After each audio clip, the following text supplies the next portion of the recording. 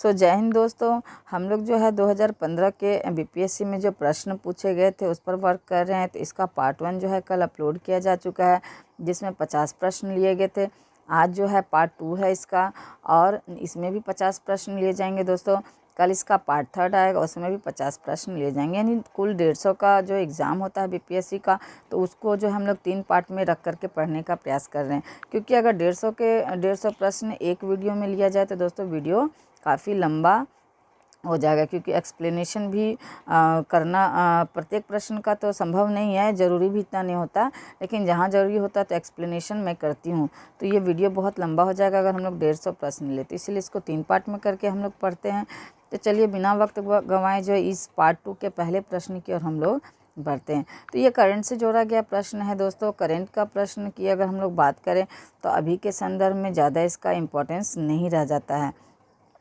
तो चूँकि एग्ज़ाम का पैटर्न समझने के लिए ये ज़रूरी है दोस्तों, तो इसलिए मैंने सारे प्रश्न को हूबहू यानी पूरा सेट उठा करके जो है आप लोगों के सामने रखा है, ताकि आप लोग जो एग्ज़ाम का पैटर्न समझो कि किस प्रकार के प्रश्न पूछे जाते हैं। तो अभी के संदर्भ में आप उसको जोड़ करके जो है खुद से उसको जोड़ करके आप अंदाज़ा लगा सकते हो कि हाँ प्रश्नों का क्या संदर्भ रहा है, क्या इसका यूज़ अभी के संदर्भ में हो सकता है। तो चलिए हम लोग बिना वक्त गवाए पहले प्रश्न की ओर बढ़ते हैं। तो पहला प्रश्न है कि केंद्रीय स्वास्थ्य मंत्री द्वारा मानसिक स्वास्थ्य नीति प्रारंभ की गई। तो दोस्तों जो है 10 अक्टूबर 2014 को जो है भारत सरकार द्वारा आयोजित प्रथम राष्ट्रीय मानसिक स्वास्थ्य जो है दिवस के अवसर पर मानसिक स्वास्थ्य नीति प्रारंभ की गई थी। तो आपका बी ऑप्शन जो है इसका सही जवाब हो जाएगा। दोस्तों करंट का प्रश्न है तो ज़्यादा एक्सप्लेनेशन की आवश्यकता नहीं है। दूसरा प्रश्न है कि प्रधानमंत्री नरेंद्र मोदी द्वारा सांसद आदर्श ग्राम योजना आरंभ की गई थी। तो नरेंद्र मोदी द्वारा जो है 11 अक्टूबर 2014 को जो है दोस्तों आदर्श सांसद यानी सांसद आदर्श ग्राम योजना आरंभ की गई थी। दोस्तों इस योजना के तहत संसद के दोनों सदनों के जो सांसद थे उनको एक एक गांव जो है गोद लेना था, और यह गोद लेने के बाद उस गांव का विकास करना था। तो फर्स्ट स्टेप तो इसका 2016 तक ही था दोस्तों। उसके बाद सेकंड स्टेप जो है 2019 तक था। हालांकि देखा जाए तो इस योजना का ज़्यादा लाभ मुझे नहीं लगता है कि पब्लिक को मिला है, जनता को मिला, क्योंकि मेरा जो एरिया है दोस्तों वह भी सांसद आदर्श सांसद ग्राम योजना के तहत है, बट यहाँ पर कोई भी वर्क मुझे दिखाई नहीं देता। तो ज़रूरी नहीं है कि सरकार की हर योजना का लाभ जो है जनता को मिले या सरकार की हर योजना जो सफल ही हो। चलिए इसका आपका सही जवाब हो जाएगा ए ऑप्शन आपका 11 अक्टूबर 2014 को। अगला प्रश्न है हमारा कि 11वीं महानगर कांग्रेस हैदराबाद में आयोजित की गई तो कब आयोजित की गई थी दोस्तों? तो आपका अक्टूबर 2014 में जो है यह आयोजित की गई थी। सब करंट का प्रश्न है दोस्तों। अगला प्रश्न है कि किस क्षेत्र में भारत अमेरिकी सैन्य अभ्यास युद्धाभ्यास 2014 आयोजित किया गया था? तो आपका रानीखेत जो कि उत्तराखंड में है दोस्तों, तो वहाँ पर जो है आपका यह सैन्य अभ्यास युद्धाभ्यास 2014 जो है आयोजित की गई थी। तो आपका सी ऑप्शन सही हो जाएगा दोस्तों। अभी भी जो है युद्धाभ्यास जो भी अन्य अलग अलग देशों के साथ भारत का युद्धाभ्यास होता है तो उससे रिलेटेड बहुत सारे प्रश्न बनते हैं और हर एग्ज़ाम में पूछा जाता है। सिर्फ बीपीएससी ही नहीं दोस्तों, बहुत एग्ज़ाम में यह पूछने का भी पैटर्न चल गया है, तो आप इस चीज़ को याद रखिएगा। अगला है निम्नलिखित में से राजनीतिक दलों का कौन सा समूह 16वीं लोकसभा के चुनाव में एक भी सीट नहीं जीत पाया? तो कौन सी ऐसी जो है यानी लोकसभा के चुनाव में एक भी सीट नहीं जीत पाई पार्टी दोस्तों? तो वो हो जाएगा आपका D option DMK, RLD, national conference और बीएसपी। तो ये सब पार्टियां थी दोस्तों जो कि इस लोकसभा चुनाव में यानी आपका जो 16वीं लोकसभा चुनाव था उसमें एक भी सीट नहीं ला पाई। अब इसी से अंदाज़ा लगाइए कि इन लोगों का इमेज जनता के बीच किस तरह का था, और इससे कोई फ़र्क भी नहीं पड़ता दोस्तों इन लोगों को अगली बार फिर मुँह उठा के आ जाएंगे वोट के लिए और भारी खर्च करेंगे, और फिर भारत की जनता भी ऐसे ही है कि भूल जाते हैं और फिर उनको वोटिंग भी कर देते हैं। तो चलिए हम लोग देखते हैं अगला प्रश्न। राष्ट्रपति प्रणब मुखर्जी ने 7 अक्टूबर 2014 को लोक प्रशासन शिक्षा संबंधी विषय और प्रबंधन के लिए 2014 का लाल बहादुर शास्त्री राष्ट्रीय पुरस्कार प्रदान किया। तो किसे प्रदान किया दोस्तों? तो डॉक्टर A.S. पिल्लई को जो है यह जो है अवार्ड लाल बहादुर शास्त्री राष्ट्रीय पुरस्कार प्रदान किया गया। तो बी ऑप्शन इसका सही जवाब हो जाएगा। अगला प्रश्न है कि भारत सरकार द्वारा फरवरी 2014 में गठित 7वें केंद्रीय वेतन आयोग का अध्यक्ष किसे नियुक्त किया गया है? तो नियुक्तियों से संबंधित बहुत प्रश्न पूछे जाते हैं, देख लो दोस्तों। तो अभी का करंट में जो भी नियुक्ति से संबंधित प्रश्न होंगे तो आप लोग रट लेना। तो इसका सही उत्तर हो जाएगा दोस्तों न्यायमूर्ति अशोक कुमार माथुर, यानी सी ऑप्शन इसका सही जवाब हो जाएगा। अगला है कि न्यायमूर्ति J.S. वर्मा कमेटी की रिपोर्ट 2013 संबंधित है। तो किससे संबंधित है दोस्तों? तो महिलाओं के विरुद्ध अपराधों से संबंधित कानून में परिवर्तन से। तो आपका यह जो है यानी जो वर्मा कमेटी 2013 की जो यानी 2013 में जो वर्मा कमेटी की रिपोर्ट लाई गई थी वह किसके लिए लाई गई थी? तो महिलाओं के विरुद्ध अपराध जो हो रहे थे उस समय उसके खिलाफ जो लाया गया था। तो इसमें विशेष करके जो 2012 में जो दोस्तों मेडिकल की छात्रा के साथ जो गैंगरेप हुआ था तो उससे संबंधित कानून के तहत जो है यह वर्मा कमेटी स्थापित की गई थी। अगला प्रश्न है हमारा कि बिहार से लोकसभा के लिए कितने सदस्य चुने जाते हैं? तो बिहार से लोकसभा के लिए जो है 40 सदस्य जो है चुने जाते हैं। तो बिहार का द्वितीय त्यौहार पूछा जा रहा है दोस्तों, डेफिनेटली छठ होगा, सबको पता होगा। बिहार की जो यानी एक ये आत्मा सबसे बड़ा पर्व कहिए, एक यानी बिहार की संस्कृति का जो है एक छाप कहिए, यह छठ पूजा है।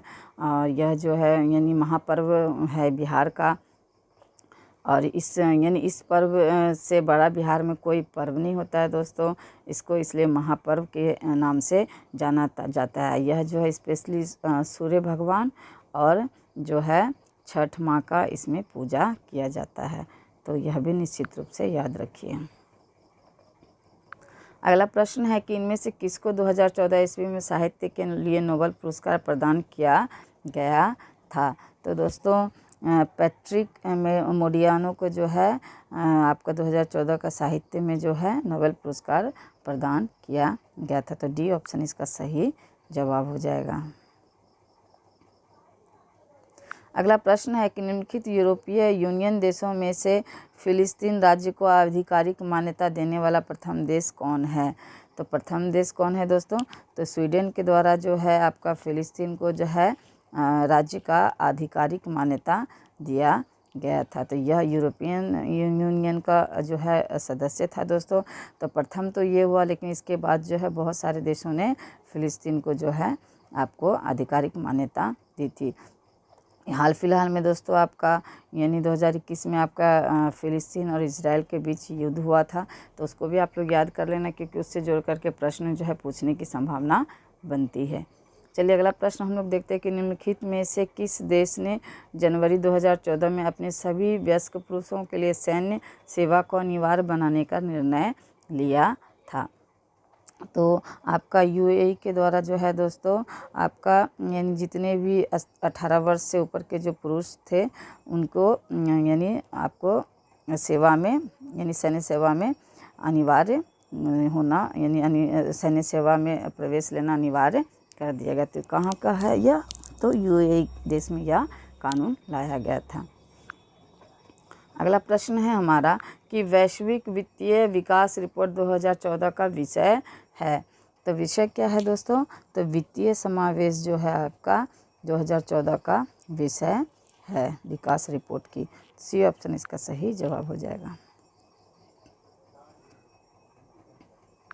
अगला प्रश्न है कि इनमें से किन्हें टाइम पत्रिका में 2014 ईस्वी के 25 सबसे अधिक प्रभावशाली किशोरों की सूची में गिना गया, यानी जो 25 सबसे प्रभावशाली किशोरों की सूची में 2014 में जो टाइम पत्रिका में कौन आया, यह पूछा जा रहा है दोस्तों। तो आपका इसमें मालिया और शशा ओबामा भी है, केंडाल और किल जेनर भी है और मलाला यूसुफजई भी है। तो उपयुक्त सभी इसका हो जाएगा दोस्तों। मलाला यूसुफजई जो है पाकिस्तान की है। अगला प्रश्न है हमारा कि 7वां ब्रिक्स सम्मेलन 2015 आयोजित होना प्रस्तावित है। तो कहाँ आयोजित होना प्रस्तावित था दोस्तों? तो आपका यूफा जो कि रूस में है, तो यहाँ आयोजित होना प्रस्तावित है। तो इस तरह के प्रश्न अभी भी पूछे जाएंगे दोस्तों। तो आप लोग जो है अभी का ब्रिक्स और अगले साल का ब्रिक्स, इसको भी आप लोग याद कर लेना। अंतर्राष्ट्रीय विकलांग दिवस मनाया जाता है। तो अंतर्राष्ट्रीय जो विकलांग दिवस है वह 3 दिसंबर को मनाया जाता है। तो कब मनाया जाता है दोस्तों अंतर्राष्ट्रीय विकलांग दिवस? तो 3 दिसंबर को। तो दिवस से रिलेटेड भी प्रश्न करंट से जोड़ करके पूछता है। एमनेस्टी इंटरनेशनल एक संगठन है जो जुड़ा हुआ है। तो किससे जुड़ा हुआ है दोस्तों?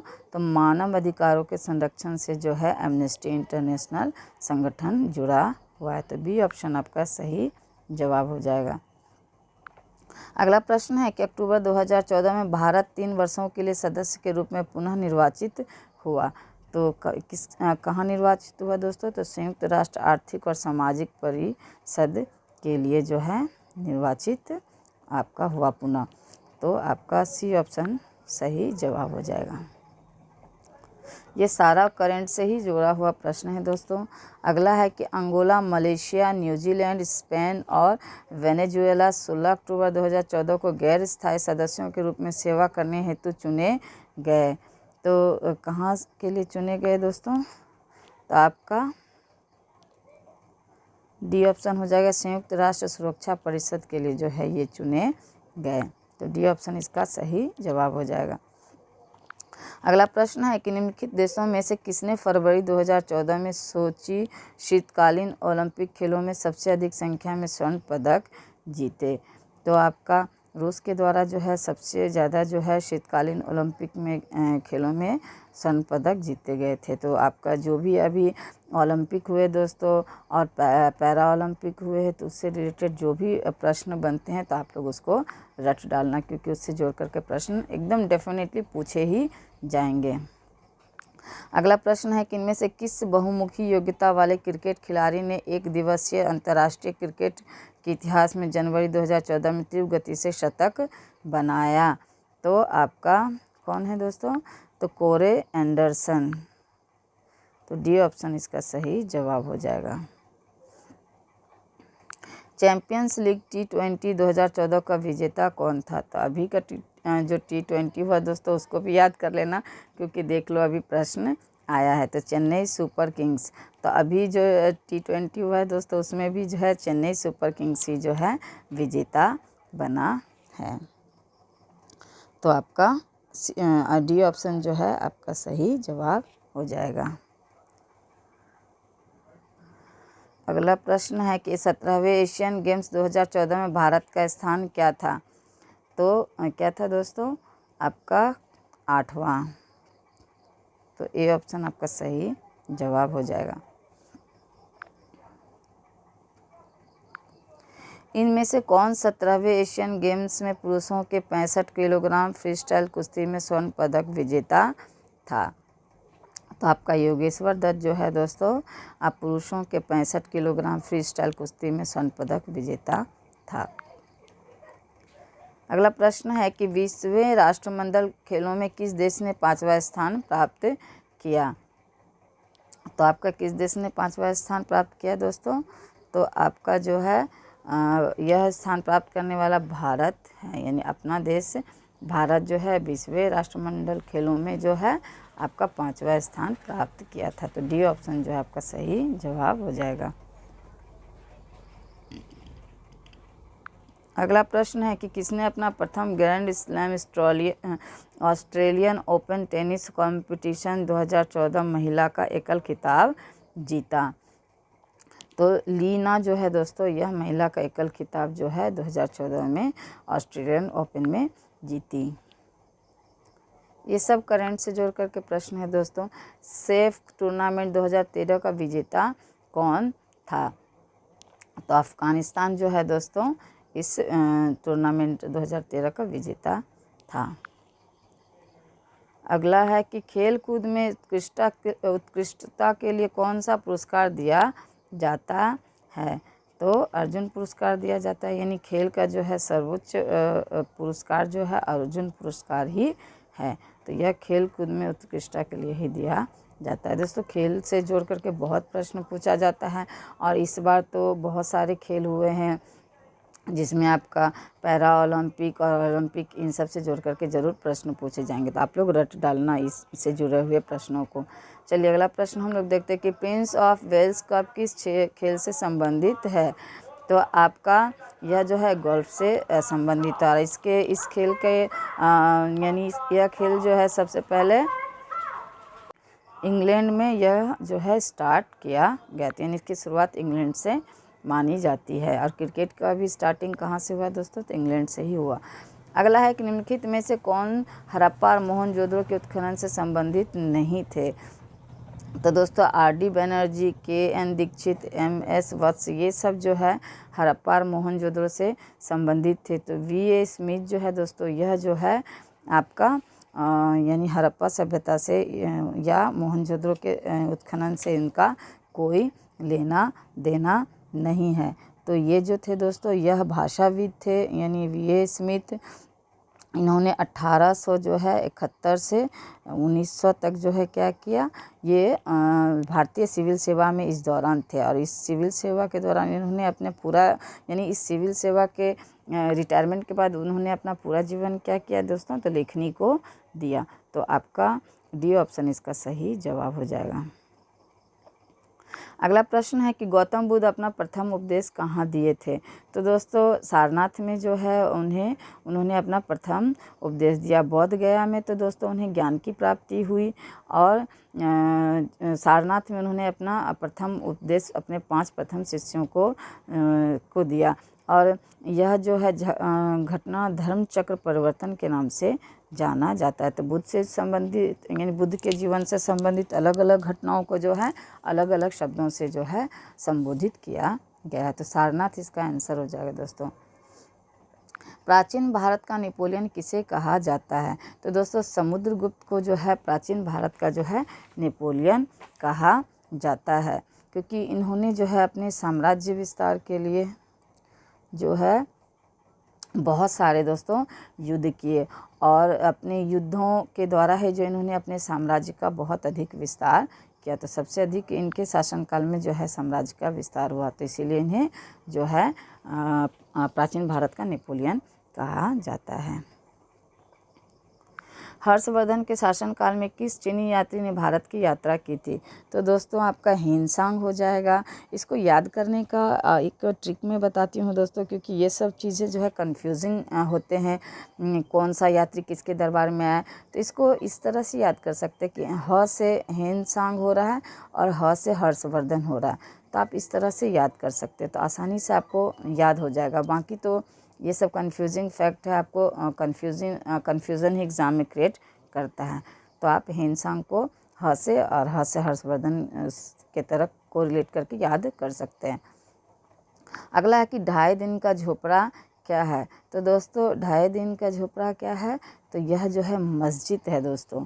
यह क्या है दोस्तों, तो मस्जिद है। और मस्जिद जो है दोस्तों किसके द्वारा निर्माण किया गया, तो गुलाम वंश का प्रथम शासक या संस्थापक ये कुतुबुद्दीन ऐबक, इसके द्वारा जो है इसका निर्माण कराया गया। और कहा जाता है कि मंदिर इसकी जो स्थापना की गई थी, तो मंदिर परिसर को तोड़ करके जो है इसकी स्थापना की गई थी। तो गुलाम वंश के संस्थापक के द्वारा जो है इसकी स्थापना की गई थी। तो आपका ए ऑप्शन जो है इसका सही जवाब हो जाएगा। अगला प्रश्न है कि तुजुके बावरी किस भाषा में लिखा गया था। तो दोस्तों तुजुके बावरी जो है आपका किस भाषा में लिखा गया था, तो तुर्की में लिखा गया था। तो इसको भी आपको रिलेट करके याद कर सकते हैं। त से तुजुके है और त से तुर्की है, तो एक जैसी ध्वनि भी दे रही है दोस्तों। और त से इसका भी तुर्की का भी स्टार्टिंग है, त से तुजुके बावरी का भी स्टार्टिंग है। तो आप इस तरह से याद कर सकते हैं। अगला प्रश्न है हमारा कि हल्दी घाटी के युद्ध में महाराणा प्रताप की सेना का सेनापति कौन था। तो कौन था दोस्तों, तो हकीम खान जो है दोस्तों आपका हल्दी घाटी के युद्ध में जो महाराणा प्रताप का कौन था, सेनापति था। इसने बहुत बहादुरी के साथ जो है दोस्तों महाराणा प्रताप का साथ दिया, अंतिम घड़ी तक उनका युद्ध में अपने पराक्रम का परिचय दिया, किंतु अंत में इनकी मृत्यु हो जाती है। तो एक यह भी आश्चर्य की बात है दोस्तों कि एक मुसलमान शासक मुसलमान व्यक्ति जो है आपको हिंदू शासक का साथ देता है। और यह जो है यानी कि हकीम खान जो है दोस्तों सूर साम्राज्य के संस्थापक जो थे शेरशाह सूरी का वंशज था। तो आपका सी ऑप्शन सही जवाब हो जाएगा। और शेरशाह सूरी जो है दोस्तों बिहार से संबंधित है, बिहार का प्रथम शासक है आपका मुस्लिम शासक, और ये उसी का वंशज था। अगला है कि शिवाजी की राजधानी कहाँ थी। तो शिवाजी की राजधानी कहाँ थी दोस्तों, तो रायगढ़ जो है शिवाजी की राजधानी थी। तो शिवाजी ने दोस्तों 1764 ईस्वी में छत्रपति यानी राजा की उपाधि धारण की थी। और इस उपाधि के धारण करने के साथ जो है स्वतंत्र मराठा राज्य की स्थापना भी की। और इसकी राजधानी कहाँ बनाई, तो रायगढ़ को इसकी राजधानी बनाई। किस साल रेगुलेटिंग एक्ट पारित किया गया। तो दोस्तों रेगुलेटिंग एक्ट जो है आपका कब पारित किया गया, तो 1773 में जो है रेगुलेटिंग एक्ट पारित किया गया। और इस कंपनी के ऊपर दोस्तों यह जो है आपका यानी जो भारत में जो ईस्ट इंडिया कंपनी थी उस पर जो है आपका सीधे जो है क्राउन का शासन इस रेगुलेटिंग एक्ट के तहत जो आरंभ हो गया था। तो इसके बाद इसमें सुधार के लिए जो है दोस्तों आपका 1784 में जो है आपका जो है पिट्स इंडिया एक्ट को लाया गया था। तो इसको भी आप याद रख सकते हैं। अगला प्रश्न है कि 1857 ईस्वी में भारत का गवर्नर जनरल था। तो कौन था दोस्तों, तो कैनिंग जो है भारत का गवर्नर जनरल था। 1857 के युद्ध के समय भारत का गवर्नर जनरल कैनिंग था। तो सी ऑप्शन जो है इसका सही जवाब हो जाएगा।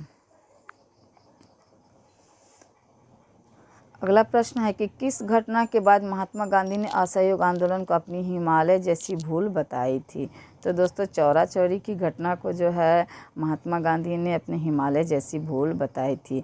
तो इस घटना के तहत क्या हुआ दोस्तों कि चौरा चौरी नामक स्थान में जो है उग्र भीड़ ने जो है एक पुलिस चौकी को आग के हवाले कर दिया, जिसमें जो है 22 सिपाही जो है यानी अंग्रेजी सिपाही मर करके यानी जल करके मर गए। तो इस घटना से जो है गांधी जी बहुत आहत हुए, क्योंकि गांधी जी तो हिंसा के पुजारी थे।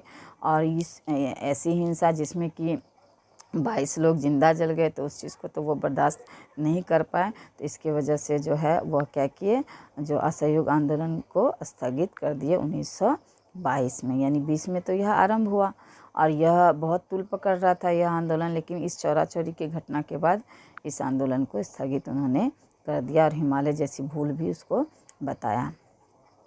अगला प्रश्न है कि बंग भंग के बाद कौन सा आंदोलन शुरू हुआ था। तो दोस्तों बंग भंग के बाद जो है आपका स्वदेशी आंदोलन जो है प्रारंभ हो गया था।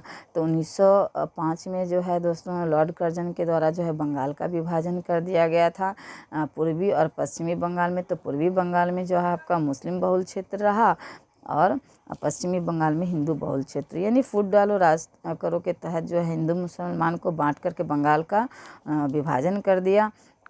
तो उसके तहत जो है यह यानी उसके विरोध में स्वदेशी आंदोलन आरंभ किया गया। तो जितनी भी विदेशी वस्तुएं थी उसका बहिष्कार किया गया। स्कूल कॉलेज कपड़े लत्ते सारे कुछ को यानी अंग्रेज़ों से जुड़ी जो भी चीज़ें थी उसका बहिष्कार किया गया, उसकी जगह स्वदेशी चीज़ों को अपनाया गया।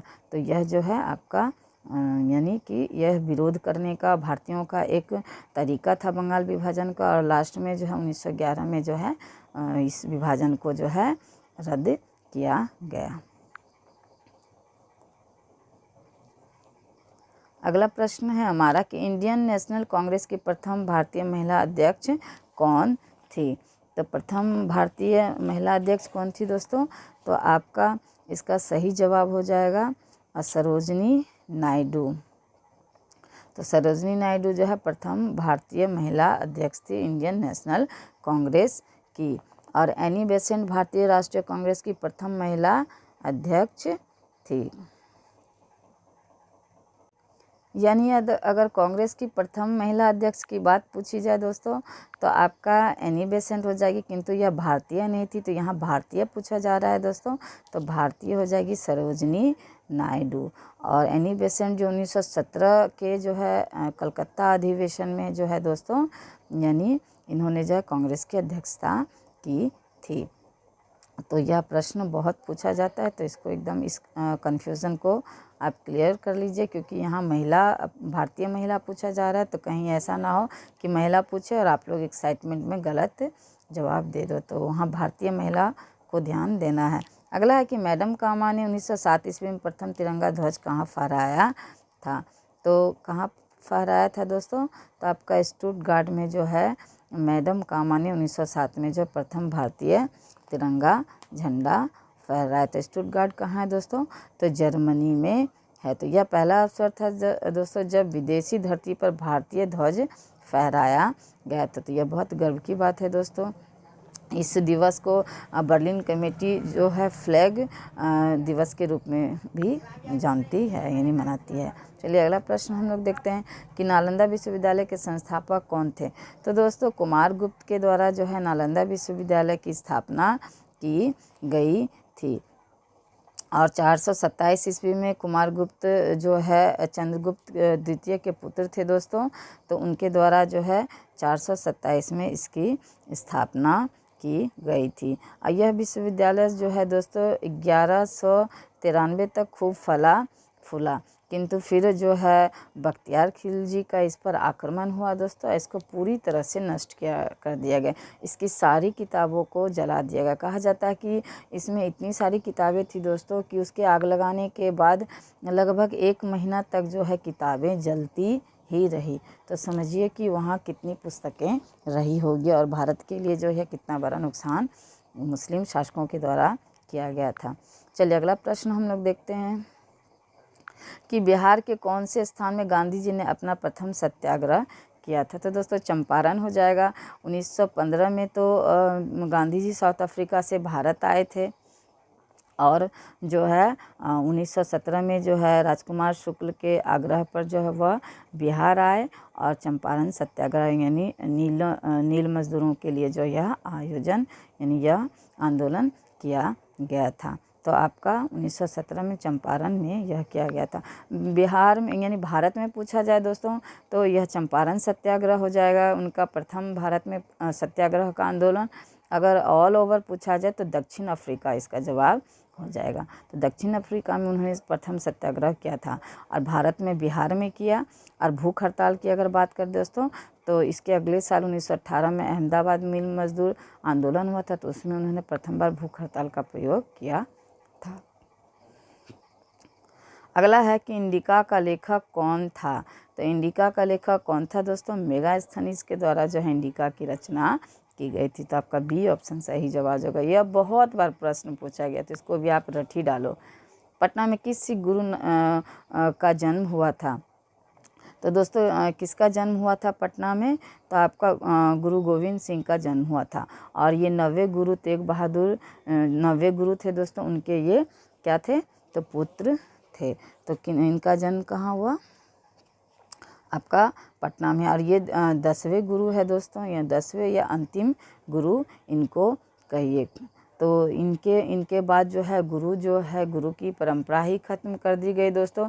इन्होंने जो है यानी जो इनका गुरु ग्रंथ साहिब जो पुस्तक है उसको ही गुरु के रूप में स्थापित कर दिया।